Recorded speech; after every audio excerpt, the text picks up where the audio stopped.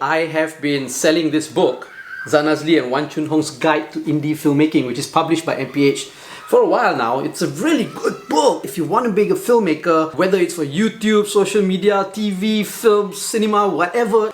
This is the book to get. I'm going to make it more accessible and more affordable to all of you because I believe that everybody needs to become a filmmaker. The more filmmakers we have in the world, I think this world will be a better place to live in. Now it's available as an electronic book download on my website. I'm going to link it here. It's really cheap, it's really affordable. It's only 5 ringgit if you want to get the ebook version. Okay, 5 ringgit. It doesn't really cost much, right? It's just a little bit of something for me. I mean, it did take a lot of work to write.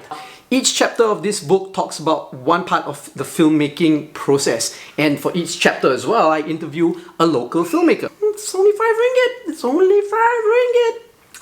Alright, you're watching and listening to the Fat Bidin Film Club. I'm assuming I'm Zan Azli. And I'm Shawai. And every week we watch a local film and we review it. And this week we're watching a local film and we're reviewing it. And it's called Takluk. Takluk, Lahad Datu. Lahad Datu.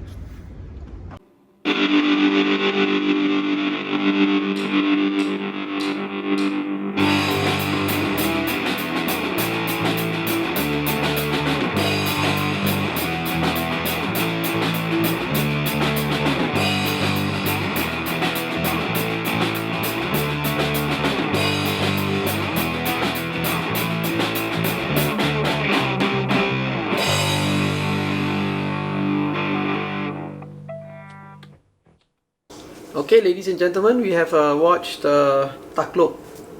What's the full title? Takluk? Takluk Lahad Datu. Diinspirasi dengan Diinspirasikan oleh kisah benar. Yeah, so I always thought it was like Takluk Lahad Datu and then something else at the bottom, like an additional, but it turns out no, the bottom print is just diinspirasikan oleh kisah benar. Yeah. Okay, anyway. So what's the film about? It's about the... No, it's not really about that. So it's about the men who were involved in the Lahad Datu invasion in 2013. So if you all remember, in 2013, the town of Tanduo in Lahad Datu was invaded by foreign militia that claimed to be the rightful owners of the land. So the Malaysian military and the police had to go in first for negotiations and then later on for battle lah, really. It's mainly the police yeah. To fight, to take and defend our land. Yeah, defend the land lah. Defend our borders. And it was like a 14 or 17 day fight and then people died and even till today Lahad Datu is like, I mean Tanduo anyway is still like under military control because police and military control because of how dangerous it was. But it was actually like 11 years ago already and still, you know, you can see it's the effects of that lah. So this story is like inspired by that and it kind of talks about similarly like what happened, but obviously from a fictionalized point of view lah. So it looks at people who are in the special forces, in the police, also the supposedly Sabahan police that were there, and their families, and you know, also the militia that came in lah. So that's what the film is about. Okay, so what do we think about the film? What do we think about the film? It was an entertaining film. Yeah. I was entertained. Were you entertained? I was. I think we got to make it known that we have made a film about Lahad Datu too. Yeah, but it was a documentary. Yeah. So we made a feature film, a feature documentary about Lahad Datu. We didn't direct it. I was the executive producer. Cheryl was the producer. We had another director from Sabah, Harold Agan, right? Who is an artist but first time filmmaker, and we kind of like give him money and all that to make the film, and then we kind of like we kind of supervise the film lah. Yeah. This film will be online soon. So watch out for it. So we do know a lot. Well, we do know some things about the Lahad Datu issue, lah. Yeah. So it was because we went there interesting. to shoot, It was interesting to watch this film and to kind of juxtapose it to what we saw when we went. So like we went to this town, this kampung where the militia had came in because they came in by boat, right? Tanduo lah. No, not Taduo, right? Was it Taduo? I don't It was know. like somewhere a little bit out one. Okay. And then we visited like this village, right, where they came in, and then we spoke to some of the people who live there, and they were like, "Oh yeah, we remember." We went to film in 2021. 2021. But if you go and see, right, you see the houses. Some are totally destroyed, burned down. Bullet holes. You can see bullet holes. So so shit went down. There. So like there was this one guy. He lives a bit more inside. So he said him and his family had already left. But then when they came back, they saw the bullet holes at the house that was in front. And then they said, you can go and see it because the house is abandoned, which is true because we had walked past this abandoned like building thing when we were walking into his house. And he said, go and see. And then true enough, when you go and take a closer look at it, there's like all these bullet holes. Obviously the roof had caved in because the people had moved. They never came back to Tanduo. Yeah. And then we went we passed by another house that was under construction. So we stopped and then we were asking them, and it was like, we are still in the process of reconstructing our house because of what happened. They were living shot up. It was shot up and burned. It was shot up and burned. So they were living in like a house that was like half gone already and half they're reconstructing, rebuilding. And this is like in 2021, so many years after it happened, and they're still like reconstructing their house. So we saw like what happened, and then we watched this film. I thought the film was very entertaining. It was I felt like it was a bit slow, like the exposition was so long. They took so long to exposite or whatever. And towards the end, it was a little bit too much of the feeling lah, like too much of that. It's that thing lah that they're bringing into the films, this like fight for your country bangsa thing. Like we're seeing it in the sports movies, and then now we're seeing it in this film. So that was a little bit tiring, but overall I thought it was an entertaining film. I'm really enjoying Shafiq Kyle as an action hero now. It's working for him lah. It's working for him. We've seen him in so much of these like action films. It's nice. He doesn't have an action hero face. Yes. He has a child's face. I look at him, I think like, dude, can you like got curfew lah, go home before your mother scold you. He's very jambu lah. He's got a baby face. He's got a baby face. So he looks like a child. But he does, I don't know. I he's think not even buff. Yeah, but he's does these roles so well. Yeah. So I really like watching him in these like action hero films. Yeah, he started out as not a very good actor for me lah. I didn't like his acting. But with that being said, over the years, he has gotten so much better, and now he's actually quite good. And I actually like watching him perform. I like watching Shafiq Kyle perform these days. Yeah. So there is this scene in the film where he gives this Independence Day President of the United States kind of motivational speech before they go to war.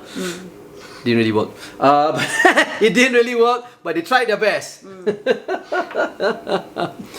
I think I liked the film. I didn't think it was slow. I know it was slow, but I thought the slowness was not a problem. I thought it played well for pacing lah when it came to the film. I thought the film was really great. I like how like the first 3/4 of the film was great for me. There were parts where I felt emotional. There were parts where I felt excited. I really like how they tried to humanize all the characters. When they had to leave for Lahad Datu, right? These commandos, they had to say goodbye to their family, their kids, and all that, right? I thought it was great. Now, it's a very mainstream film.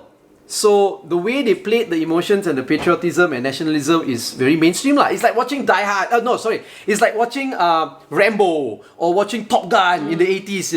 When the US was like they were like Cold War with the Soviet Union, and they made these films to promote patriotism. So I felt it like that. So to me, it was like pure mainstream entertainment, and it was great, right?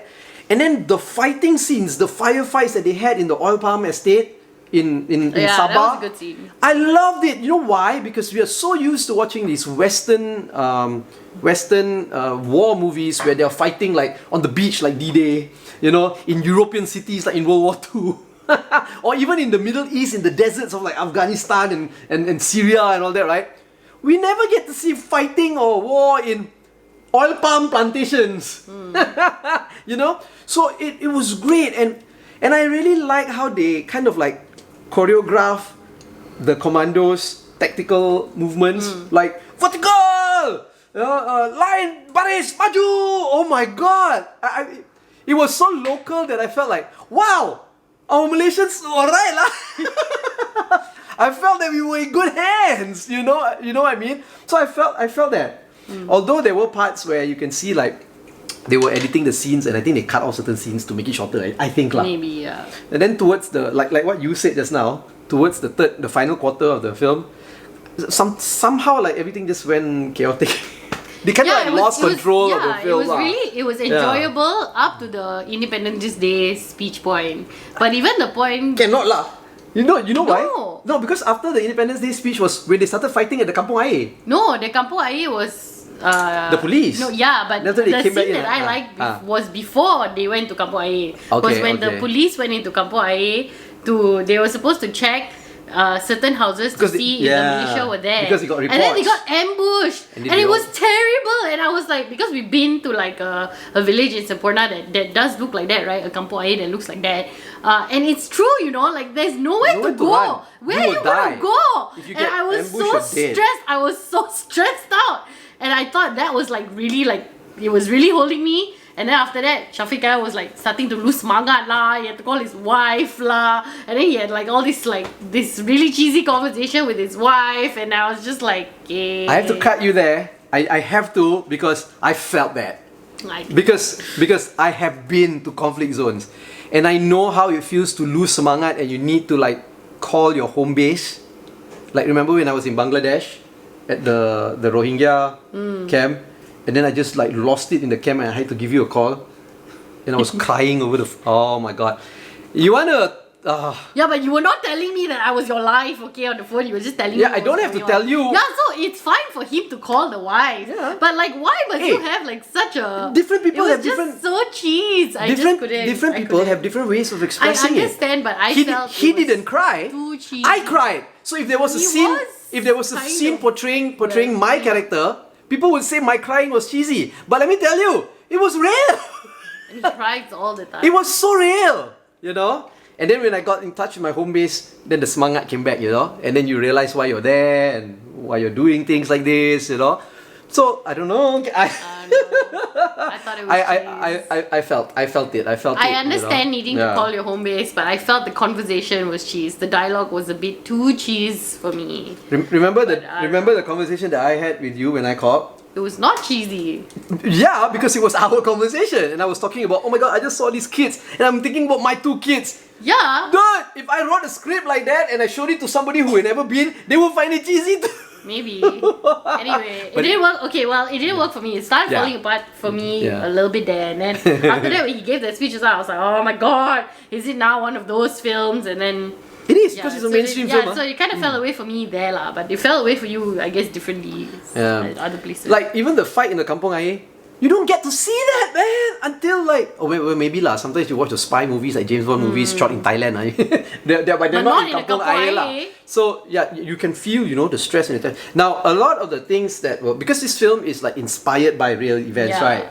So you're like stressed. So when the things, some of the scenes that you see happening, especially the gruesome scenes and the scenes that make you feel right, either feel like disgusted or scared or angry, were things that was being reported in the media. Yeah. You know, like when I remember when the incident happened, I was really keeping abreast with everything that was developing there, and you would hear news of our police being like slaughtered, and you hear stories of how they were like cutting off their heads. Yeah, man. Which they showed in the film. Yeah. And it was it just, I don't know, it was just really a reminder of everything that had happened, and it was stressful. It was super. Yeah. Because when we made our documentary as well, we were hearing from people that we interviewed saying that we interviewed a group of people who were volunteers to kind of like Give deal food with to the give food community hall. and deal with the dead bodies. Remember, giving them their final rites and all that. And they said, it was horrible. Damn. Yeah. So it really gave me, now coming out of the film after the third quarter. Of course, the third quarter wasn't really good. I felt it just like fell apart. But overall, the film was still quite good. And I came out of the film feeling really patriotic. And I was like, damn, these people are coming into our borders without permission. I wanted to go there and fight. I was all feeling it until that phone call, but yeah. But it didn't make me lose it completely. I wouldn't write off this film. I still think it's a great film. Yeah, overall it's still got super high entertainment value. I think it did a really good job humanizing the people who went there. It did a really good job of showing how capable they are, and I think it just at the end they tell you that this film is to pay homage to the people who gave their lives for their time, and I think they did that really well. It's it's a good film. Yeah. So, will we tell people to watch it? Yes, I would tell people to absolutely go. It's out in the cinemas right now. Still just only went out. It still was just released. So go and watch it. It's really entertaining. Love it, you know. It kind of gives me a little bit of like Bukit Kapong feeling. You watch Bukit Kapong. Bukit Kapong had its problems too, but overall, if you watch Bukit Kapong, you feel, you know, because Jin Samsudin managed to do it right. I did have an issue with the fact that the militia and the Sabahan police sounded so semenanjung. But my issue with this is just really because I felt that if you were really going to go full on with the Semenanjung police going there, the army, the special forces going there, that distinction should have been made a little bit clearer and not everybody just sounding the same. So that was my issue with it. It lacked a little bit of authenticity there. But you kind of lose sight of that with everything else that is happening because the relationships are so strong, the brotherhood is so strong, the scenes are so disturbing and so stressful that it kind of takes a backseat lah. Yeah. Sorry, go on. Okay, so let us know what you think if you've seen it. If you go and watch it and then you let us know what you think. You like it, you don't like it. I know Malaysians are very critical when it comes to all these like war choreography and all that. Hala, you're comparing it. I think a lot of people are just comparing it to Western Hollywood movies. Don't. But the choreography is good in this one. There are many movies that I felt I feel is good, but then Malaysians watch it. You know what I mean? Then you go fight at Kampung Air and tell me. Yeah, exactly, right? Yeah. So it's like, it's just like how people always say that, oh, why would we shoot films in Malaysia? It can never look like films that were shot in the US or in Europe. Because of our temperature, because of the lighting of the sun and the sky in Malaysia, when it, you know, with video and film and all that, that's how it looks. This is how Malaysia looks. Yeah, why would you not want it to look Malaysian? Yeah. Why do you want it to look like Saom Putih film? This film, this is Malaysia. Yeah. It's the Malaysian army fighting in the oil palm plantation. Yeah. You know, so and that's how it is. Yeah. You know, so yeah. Okay, so let us know what you think. Yes. Right? So like this video. Don't like this video. Subscribe to us, to this channel. Follow us on all our social media platforms at Bidin, or go to fatbidin.com to get everything. You've been watching and listening to the Bidin Film Club. I'm assuming Azan Azli. And I'm Shalay Usnawan.